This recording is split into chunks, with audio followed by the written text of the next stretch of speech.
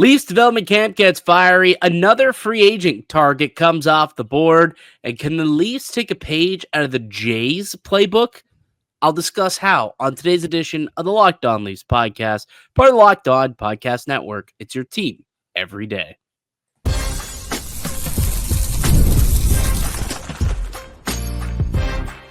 You're Locked On Maple Leafs, your daily podcast on the Toronto Maple Leafs. Part of the Locked On Podcast Network, your team every day.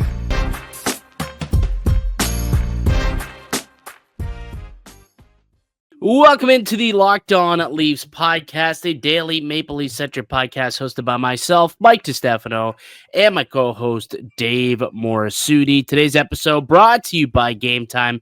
Download the Gametime app, create an account, and use the code LOCKEDONNHL for $20 off your first purchase. I nearly used the Gametime app, but today I was going to get tickets to go down to the Jays game, Jays-Yankees. I wish I did. What a victory by the Toronto Blue Jays, finishing off the 4-game sweep of the Yankees. But I looked into tickets, and they went down to pretty cheap. You could have got tickets right after first pitch for about $16. But I wasn't going to be able to make it down in time, so I passed. But, man, that's the place to get those tickets. $16. Could have watched the Jays thump the Yankees, and going forward, I certainly will be. I always use Gametime when I'm looking to get last-minute tickets. It's a terrific ticketing app. Happy 4th of July to our listeners down south, whether you're new or an everydayer here on the Locked On Leafs podcast. We appreciate you. And 4th of July is like, they know how to do it, don't they, Dave? The Americans really know how to party. Like up here in Canada, I had a good time. You know, I've had some friends over, had a couple pops, had a barbecue. It was fun. But if you've never been to a 4th of July party, like I have family down in the States, in the Buffalo area, so I've been able to go down and celebrate the 4th of July. They know how to do it down there, man. Oh, they do. I have some relatives down in the States too, and like always hearing about like the different things that they like to do there. Yeah, we do fireworks here, barbecues, but like, you know, I remember there was a time, I don't know if you were trying to remember the exact year. Remember when they did fireworks from the CN Tower? Yeah. Like at one, I think it was the was it for the 150th anniversary, but like I remember that and be like, dude, this is so freaking cool. Why don't we do this every year? In the States, it's normal every 4th of July, like that stuff happens. Yeah. Be safe though. You always hear about terrible mishaps, and you know, obviously there was the Matisse Kivelnick situation a few years back. Rest in peace. So everyone just be careful if you're out there celebrating and handling fireworks specifically. Be careful, but have a lot of fun. Leaf fans have a lot to be thankful for America when it comes to their success as a franchise. I mean, you look at the captain, Austin Matthews, a product of USA, and Matthew Nyes, one of the fan favorites at this point, up-and-coming talent for the Leafs, just signed a brand new 6-year extension. He is an American product. Stolar's American? Why do I think Stolar? Yeah, Anthony Stolar. And Joseph Wall, yeah, both goaltenders, you know, of American descent. So there's a lot to be thankful for if you're a Leafs fan when it comes to the American the American players on Canada on Toronto. Yeah, quite a significant amount. You know, in pivotal roles too, but yeah, I mean, we get reminded now with the Olympics coming up this year just how much can USA finally, you know, get that goal that they feel like that they should have had at Four Nations, right? A lot of people thought the Americans were going to be a sneaky good pick, and they were close. They're favorites. At one point, they were favorites on FanDuel. It was like very close odds between Canada and US, but they did at one point, they were the favorite to win the championship, but didn't happen, Dave. Canada's game, Canada pulled through, and they won Four Nations. And I'm excited for the Olympics. We didn't really talk about it much the other day, but the fact that it's now signed, sealed, and delivered, NHLers taking part in the Olympic Games should be great. And it proved last year to be a motivating factor for a lot of players. And John Tavares specifically talked about how motivated he was last year to get off to a good start, to put a good foot forward, to try and show Team Canada and Hockey Canada that he was worthy of a Four Nations selection. Didn't work out. He didn't get selected to the team. But that dangling carrot really was what jump started what was a massive bounce back year for him and many other players around the NHL. I wonder if we could see a similar outcome this year with a lot of guys looking to impress Team Canada, Team USA, Finland, Sweden, all the nations that are out there participating. Not just the four of them. Should make for an interesting first few months of the NHL season. Oh, for sure. And will we see a fight at the Olympics? Like, I don't think. Like, no, I don't think we're going to see three. I don't think we're going to see 3 fights in 10 seconds. But no, you won't. You definitely won't see that. And because I think if you fight in the Olympics, you're out. Like you're out of the game in international hockey. So you take your gloves off, you're done. So if that would have happened in an Olympic game, like you're looking at both Tkachuk brothers and JT Miller that would have been ejected for USA in the first 9 seconds of the game. You don't want that. You don't want that if you're USA. And, you don't want Hagel and who fought Hagel? I think, was it Harley? It was Thomas Harley? No, it was Hagel, Parayko. Colton Parayko, yeah, fought JT Miller. Who fought Brady Tkachuk? I'm blanking now. Oh, Bennett. Oh, yeah, Sam Bennett. Yeah, you don't want those guys getting tossed for the game either.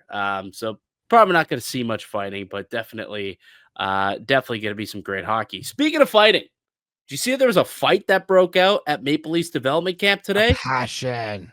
Out of the passion is yeah, sure, if that's what you want to call it. But a fight broke out. Leafs development camp started out today, and Matthew Hilkar and Rhett Parsons. We can watch the video now. Mark Masters down on location. He's just doing his thing, reporting, just always keeping the camera on. You never know what's going to happen.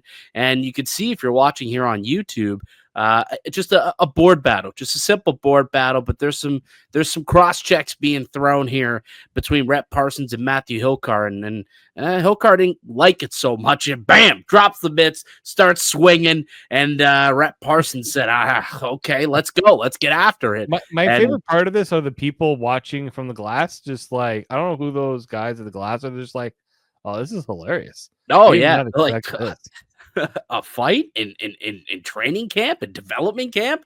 It's interesting because usually you don't like to see teammates fighting like that, but I don't know. I feel like, and afterwards, I believe Haley Wickenheiser was asked about this, and she insists that she didn't like it. But if you listen to the sound of the video that we just played, there was stick taps, there was some woos, going on. So the kids on the ice clearly like the passion, and they like the intensity. And you gotta think that Craig Berube and Brad Treliving like that type of intensity also.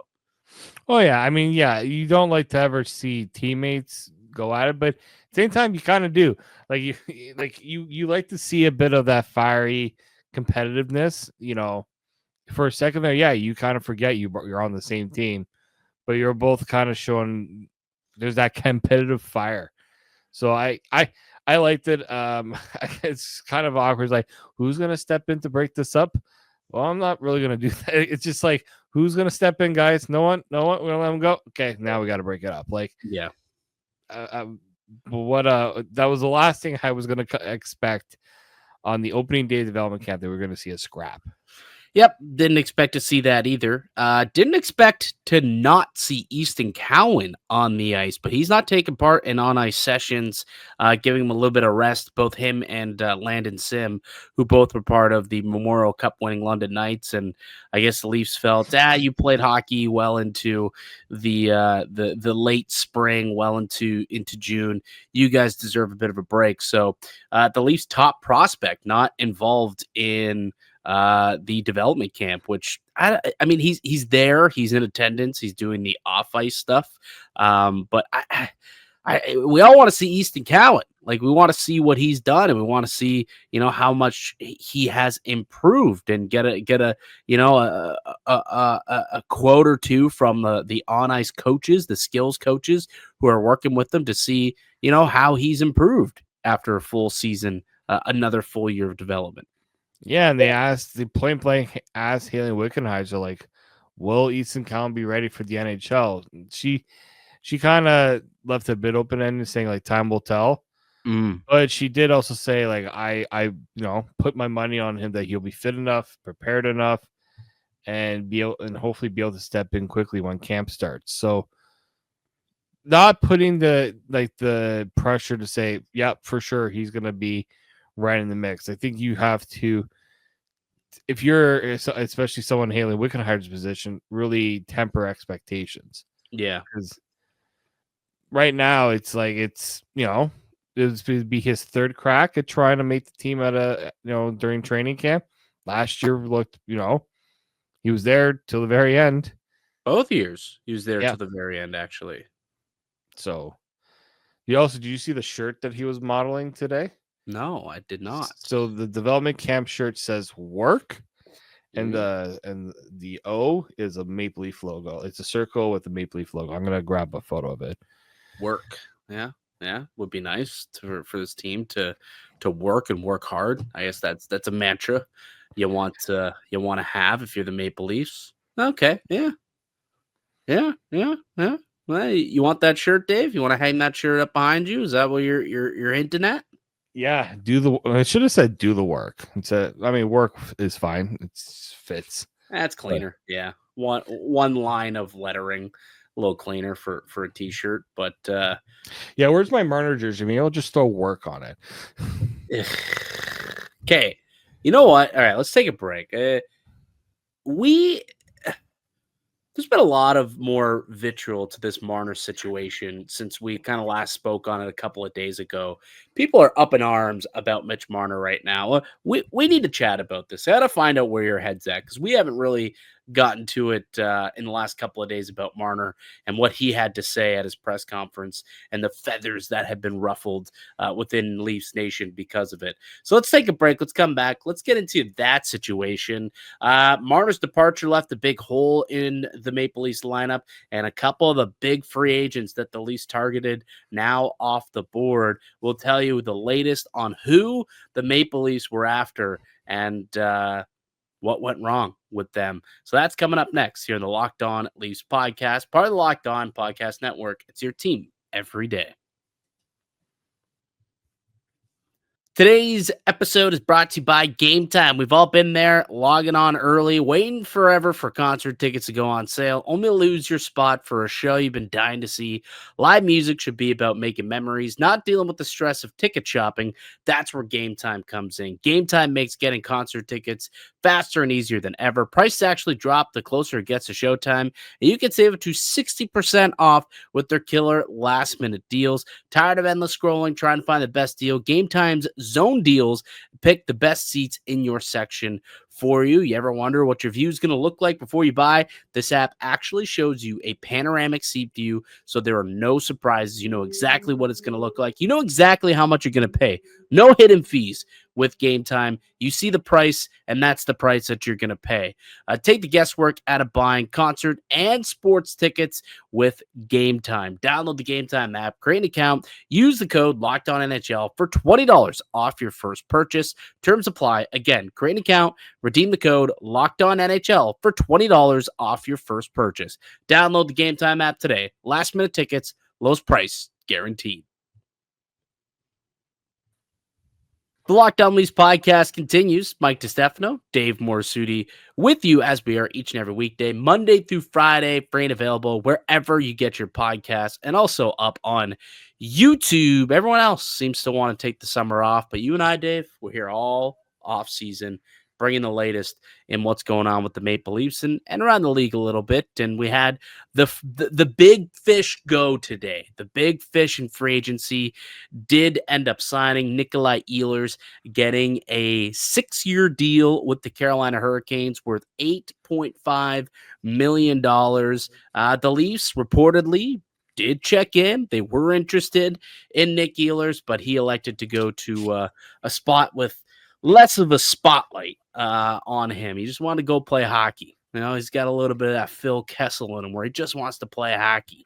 And Ehlers goes to Carolina, and that's another top free agent that the Leafs missed out on.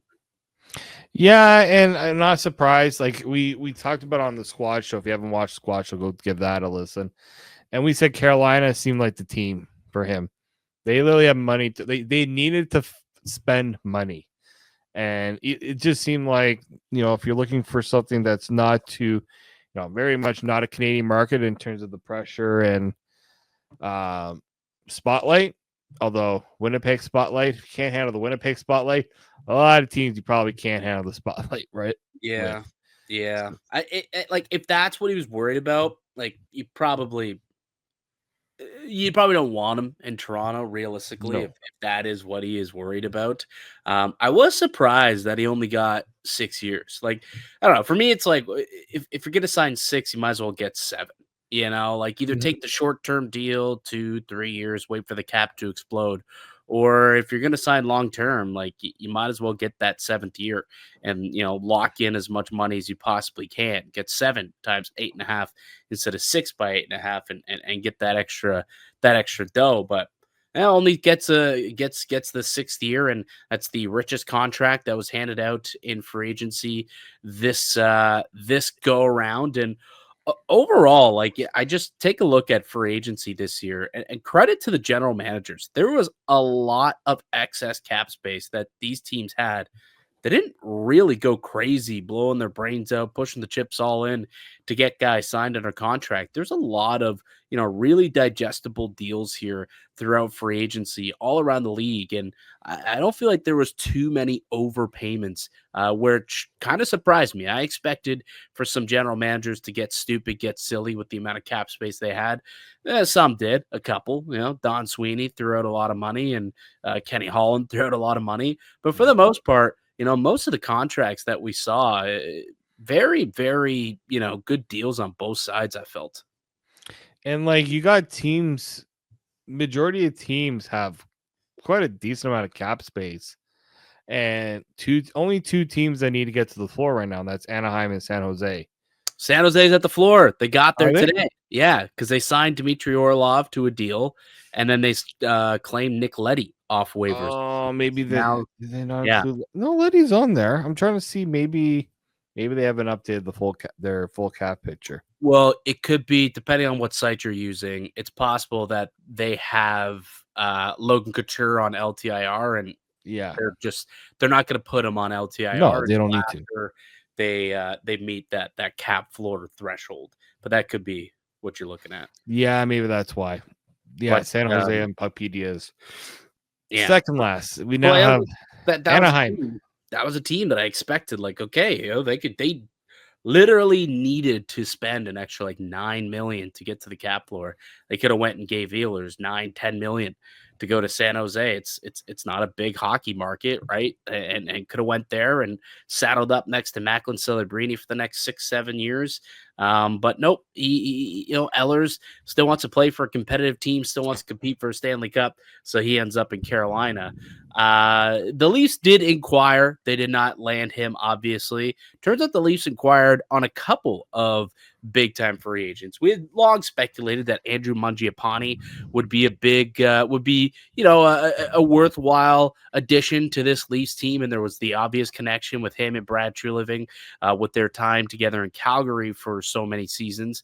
He was drafted and developed under Brad Treliving when he was with the Flames, so that there was an obvious link there. They did inquire. That has now been reported. He chose to go to Edmonton. A pretty good, solid deal, though. 2 years, $3.6 million AAV.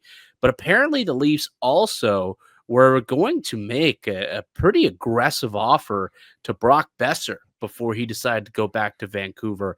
That kind of surprised me. I guess the Leafs, their offer was going to be better in terms of AAV than what Boeser got, 7.7 in Vancouver. Sounds like the Leafs were willing to get to $8 million, but weren't willing to give the type of term that Vancouver got to. So he ended up going back to Vancouver and said thanks, but no thanks to the Maple Leafs.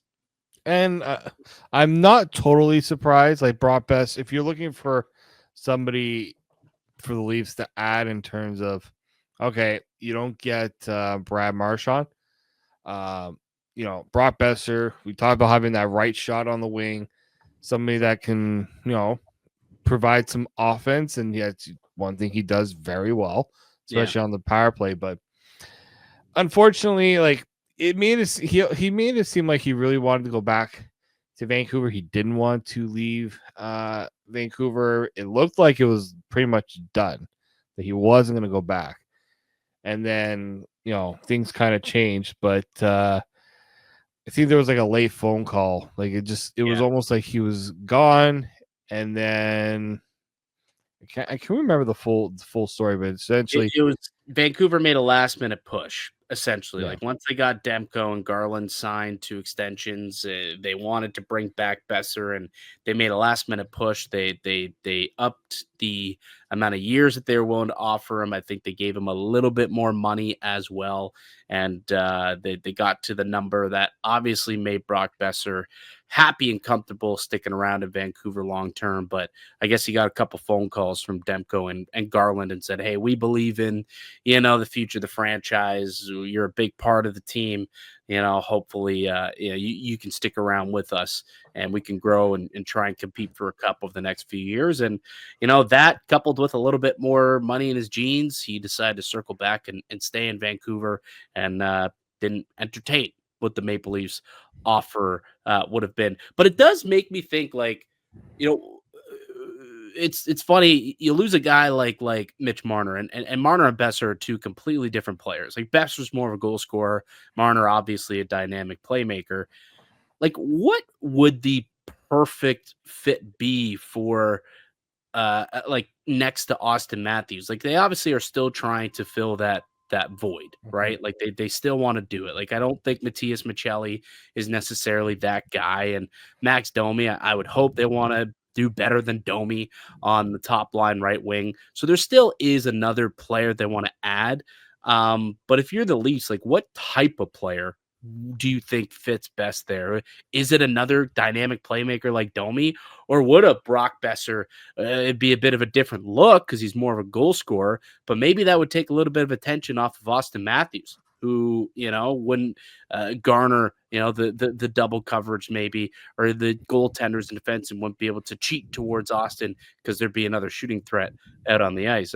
It's kind of a fascinating conversation to have. Yeah, I was trying to figure out the fit there too.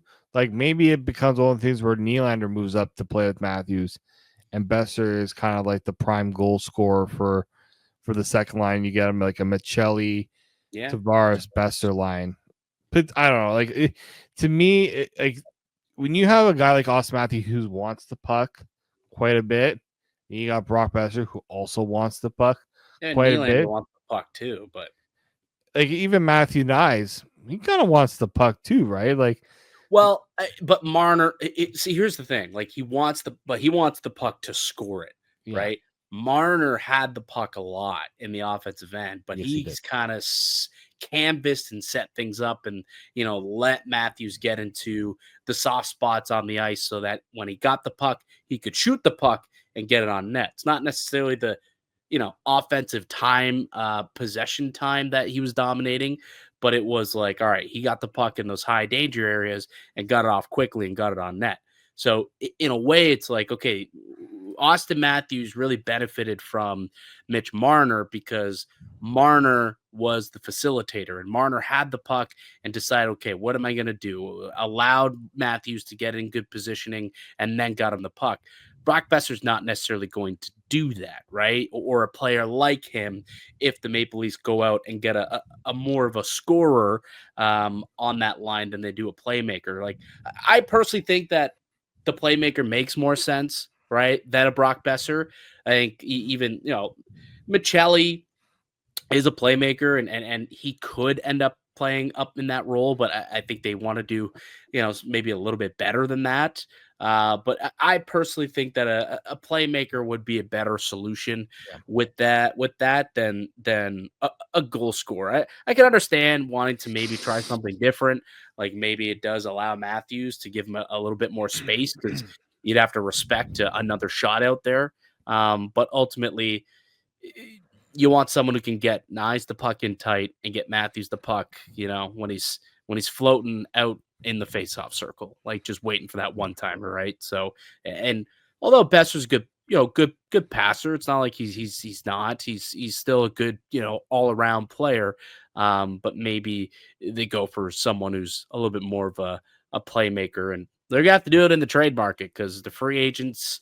They're coming off the board. I think the top free agent now is Jack Roslovic, and then after that, it's like Victor Olofsson. So it's very bleak, very bleak. I think Anthony Beauvillier was a top free agent going into today, and he's off the board now too. Ended up going back to Washington. So they're gonna have to get creative in the trade market. I know there are some people who want to see Nazem Kadri come back into the fold. I know yesterday I was talking about maybe a Brian Rust or a Ricard Raquel possibly being guys that the Leafs could go after. Someone today mentioned to me, what if it's an Alex Tuck type of player that they could go after if Buffalo's willing to get rid of him. I know you mentioned him as well. So we'll see what happens, but I think the trade market is going to be the spot where Toronto makes that upgrade and replaces Mitch Marner's production. Speaking of Mitch Marner, let's come back and let's get into that conversation that we alluded to earlier. Lots of Leafs fans up in arms over his comments that he made at his introductory press conference in Vegas. They've kind of taken on a life of their own over the last couple of days. So let's get back into those and get your thoughts on them. We'll do that next here in the Locked On Leafs podcast. The Locked On Leafs podcast continues. Mike DiStefano, Dave Morassutti with you as always. And the Mitch Marner era is over in Toronto. And there's a large segment of the fan base that is happy to see this team do something different. It's not necessarily that Mitch Marner had to be the one to go, but someone had to. His time was up. He was ready to leave. It just kind of worked out that way, that it was Marner who left, not any of the other three. But on the way out, Mitch Marner couldn't help himself but make a couple of comments to ruffle the feathers of a lot of people here in Toronto, talking about how, for the last couple of years, he'd been thinking about Vegas, and he was speaking with Mark Stone and Shea Theodore at the Four Nations about, the living situation in Vegas, the community, the school system, and all of that. And I guess same thing. Then he gets back and he starts chatting with Max Pacioretty and Ryan Reeves, his current Leaf teammates, about what it was like their time in Vegas. And a lot of people looking at that and thinking to themselves, was this guy like checked out of Toronto? Like that's a legitimate question that a lot of people have. It bothered people that he may have been checked out this year and didn't give his all to the Maple Leafs. Where do you sit here with this whole situation? Do you buy that? Do you think there's merit to that conversation and the anger from Leafs Nation? Where are you at with Marner after hearing his comments about his desire for a while to go out to Vegas? I'll keep beating that drum that I felt like Marner was checked. Like he made it clear that probably wasn't coming back last year, right? When he came into camp and they said, are you looking to sign a deal? Or like he made it clear that he was very much pushing himself almost halfway out the door, right, in that training camp. And so it doesn't surprise me to hear those comments. I don't like them. Like personally, I don't like. If you feel like you were in a position where you were considering leaving, maybe tell the team, you know what, I think it's good for both of us. We just, part ways. You get something from me in return. I get a fresh start somewhere else. Because tell me, Vegas probably would, if Vegas entertained the deal when the Leafs went to them twice Yeah, First time for Theodore that didn't work out, and when the Rantanen stuff happened. I'll say this: like, we don't know. Yeah. Like, the first time around, Vegas was unwilling to trade Marner for Theodore. So you could look at that and say Vegas declined that trade, not Marner. Maybe last summer Marner was willing to make that trade and to waive to go to Vegas. Maybe he would have made that decision last summer if that trade offer would have been on the table, which it clearly was not. But then when that offer comes through and he could go to Vegas at the deadline, his life was in a much different situation, right? His wife was a couple months pregnant and or a couple months away from giving birth. She was like 6 or 7 months pregnant at the time. You don't want to have to move your life right at that point. So I understand it, and the Leafs just kind of by like literally by life and the wonderful birth is the greatest gift of all, and by that they kind of got screwed a little bit in this situation, I suppose. I don't know. I'm not buying it. Like I think Mitch Marner still gave his all. I think that he was a guy who obviously was playing for a contract all season. It's the first time in his career that he topped the 100-point mark, 102 points this year with the Maple Leafs, and he was the one in Game 7 who did have the snap show in the third period. That was like, come on, guys, let's get going. What are we doing? If he was really checked out, like a lot of Leafs fans think he was at that moment, he probably would have just said, all right, whatever, I'm done with this team anyways, and doesn't matter. I guess it's just, makes the departure a little quicker. I don't have to put my body on the line any longer for this team that I don't care for anymore. I just don't buy it. I don't think that that's where his head was at. I think he gave his all to the Maple Leafs this year, gave his all to the Leafs throughout his tenure here in Toronto. His all wasn't good enough. Clearly, like that's I will say that too, right? I can speak on both sides of things. I think he gave his all. It just simply wasn't good enough for the Maple Leafs, and wasn't good enough when they needed it most in the postseason. But yeah, I guess I can reason with why people would be upset with those comments, but I personally don't buy it. I think that he may have been thinking about Vegas, so would be a good spot if he hit free agency, but I don't think he was checked out and didn't want to put his body on the line for a team and an organization that he no longer wanted to play for. I think that's a bit of a stretch. Yeah, I mean, it's his home, right? It's his hometown team. You would think there'd be some motivation, right? Playing for your hometown team, right? You don't think he wanted to win a cup this year? You don't think that was part of what he wanted to do? It didn't happen, obviously, and he didn't put his game over the top to make it happen either. But he hasn't done that the last 9 years. Yeah. So has he been checked out for 9 years? If that's the case, then that's a whole other conversation. But I wouldn't say that this year was any different. Yeah, no, and I think that Haley Wickenheiser had a very interesting comment, kind of talking about like what it takes to win, and her winning is 90% mental.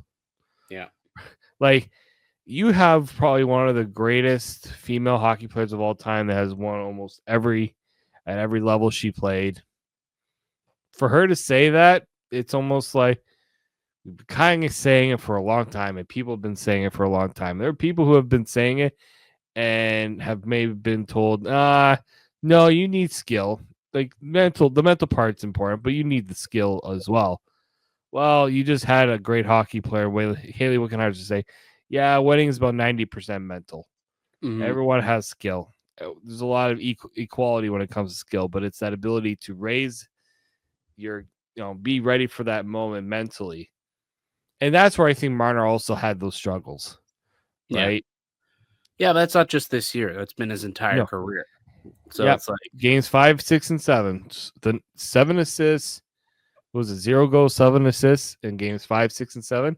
Yeah, game 7, just 2 points through 6 game 7s in his career. Maybe 7. Maybe this was his 7th one this past year. But just hasn't found much success for this team and with this team. And he moves on. He's in Vegas now. He signed a nice, healthy ticket, 8 years, $12 million. He'll be there for a very long time. Him and his family, very, very rich people after cashing in on a second contract, making double digits. So he should be very happy with his situation. And he looked happy when he did his introductory press conference. Very happy. They rolled out the red carpet for him and everything. And we'll see how it works out. We'll see if he can unlock something in the postseason in Vegas. And that I'm sure Leaf fans will take very, very well. You know, Marner puts on a Conn Smythe worthy performance in the playoffs for Vegas over the next couple of years.